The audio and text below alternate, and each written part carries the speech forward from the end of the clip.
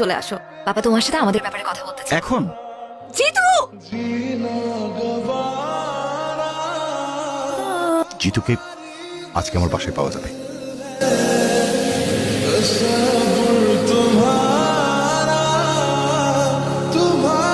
জিতুর ম্যাগজিনটা খালি করে রাখ। ঠিক আছে।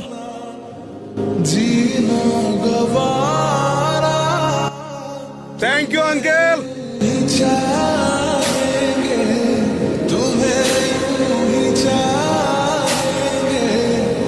जब तक है तुम